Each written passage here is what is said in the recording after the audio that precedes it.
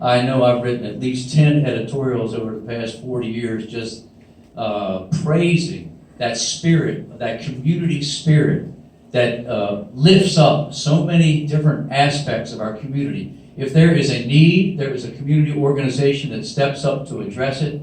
And our real blessing is that we get to go out there and talk about these organizations and all the positive things they are doing. And I'm telling you what, it just makes you feel good.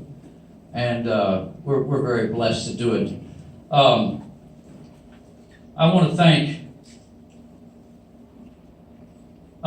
Jeff and Common Cause for thinking us worthy enough for this award.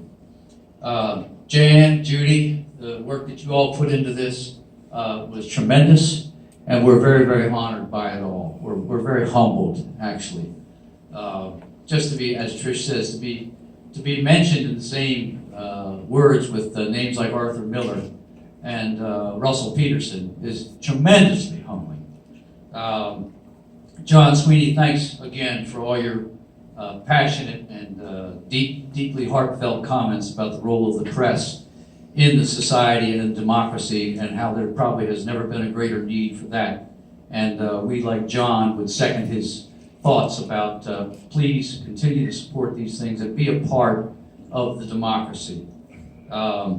We, like Common Cause, are all about good government. We know that all of you in this room, no matter what your political persuasion, ultimately in the end want good government. You want this county, these communities, this state, this nation to be the very best that they can be. And there's lots of paths to get to the top. But I think if we all lean in that direction and we have that civil discourse to find our way to the top, then we'll all be benefiting from it. And I'm going to return to that theme in just a second. Most of all, I want to thank all of you who took time. I get more emotional than John Boehner. I just think about Lassie and I start to cry.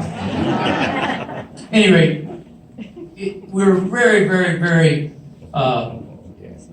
honored for all of you to come out here tonight, take time out of your lives to join us in this celebration of the press, the First Amendment, democracy, and getting together as a community to honor these things. That is so, so important. We stand on the sidelines and we report, but we are looking at so many people here tonight who are and have been in the trenches, who put themselves out there to run for office, to work in our highest levels of our justice system, to work as mayors and council members and serve on committees and put themselves out there to try to make the communities better places.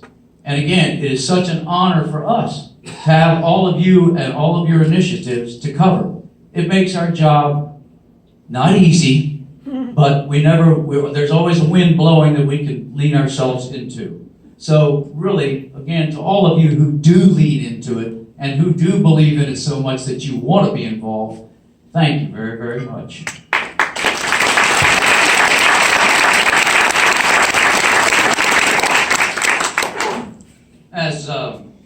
As John mentioned earlier, Trish and I have been working together for 44 years, and it has been, and as Jim mentioned too, it has been a synergistic relationship.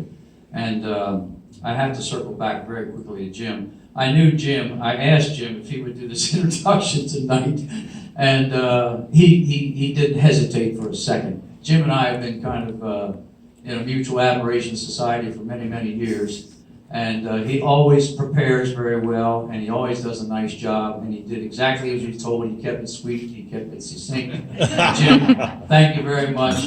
And I know it had to be Teresa, if you know that line about 2025 and having somebody on the moon holding up the newspaper. Well, that was excellent. Thank you very much, as always. But Trish and I have worked together for 44 years, and somehow we continue to make it work. I've got another special person. 49 years. Becky.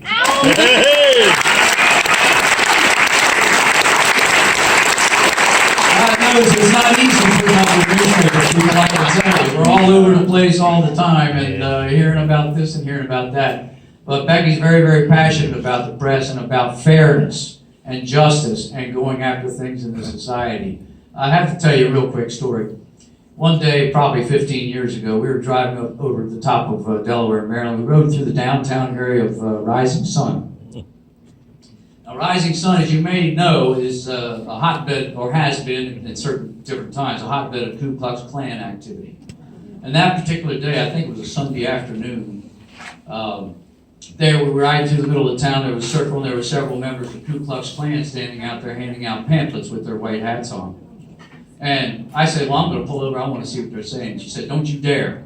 Those people don't deserve any respect, nothing whatsoever. If they don't have enough courage to stand out here and say it with their faces off, I don't want to mess with them. I said, well, I'm just curious. I want to hear what they've got to say. So I pulled over, rolled my window down, and said, here, let me take it. Before I get the words out, she was like a mad dog coming across the seat. You people got no right to be out here doing this, all that kind of stuff. I said, well, it's time for us to go out. But she's very passionate, and she's been wonderful. So I've been very, very fortunate to have these two wonderful women in my life for almost half a century. So thank you both.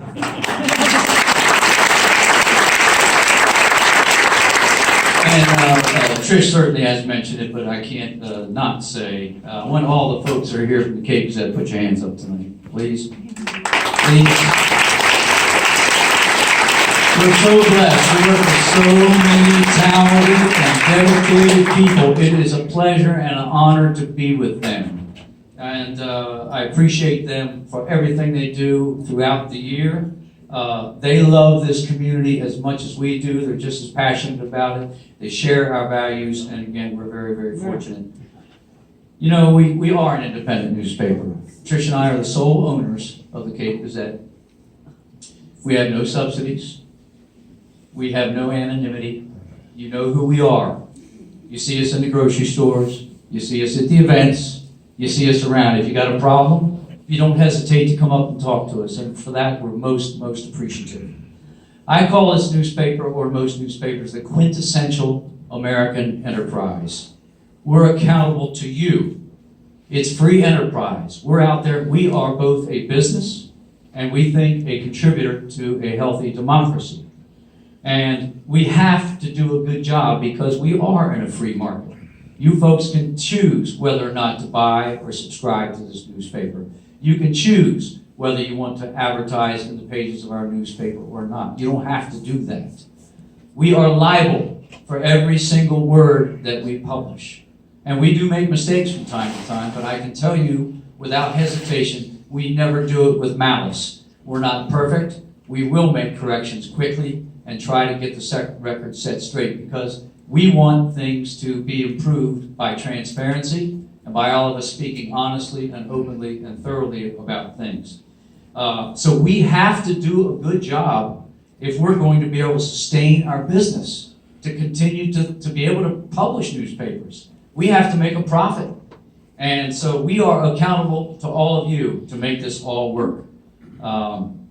There's one of my favorite books of wisdom is the Tao Te Ching, Stephen Mitchell translation, by the way. And in it, he says the good business people always look out first for the good of their community because they know if the community prospers, so will all the businesses. And we have taken that to heart through the years. We're honored to be supporting the community and the democracy. And democracies thrive. I remember I was talking, Alex Pires was here earlier, and we were talking one day, and I said, do you see that saying that's on the top of the Washington Post these days? I said, it says, democracy dies in darkness. And Alex says, I understand the spirit of that. I wish they'd put it into a positive mode and said instead, democracy thrives in light, in sunlight, in transparency. And we appreciate all the work that Common Cause does to keep the freedom of information flowing so all of us can be aware and informed and making good decisions, because that's what makes a good democracy strong. Ernie's still here. I told Ernie early on in his career, I said, Ernie, always strive for unity. I know you're going to put down an R beside your name. You might put down a D beside your name. In his case, he puts an R. But always remember to work in a nonpartisan fashion for the good of all of us together. And every time Ernie and I look at each other, we'll look at each other across the room and say, unity, unity. So, I will end by saying this. One of my mentors early in life was a guy named Joe Smith. He was the editor and publisher of the Delaware State News at the time. And he said, I'm going to tell you this right now. Being the editor or publisher of a newspaper is the loneliest job in town. Because sooner or later, you're going to make just about everybody mad. So when we were walking in tonight, I was talking to Jim Ford, and I said, Jim said, looks like a pretty good turnout. I said, yeah, I'm kind of surprised as many people as we pissed off through the years. And he said, without even skipping a beat. So maybe he does get some credit for that astronaut statement. Yeah. He said, well, Dennis, you know, it is a bit of an older crowd. Maybe they've mostly forgotten it. At any rate, to all of you for coming out tonight, thank you so much. Common cause. Thank you.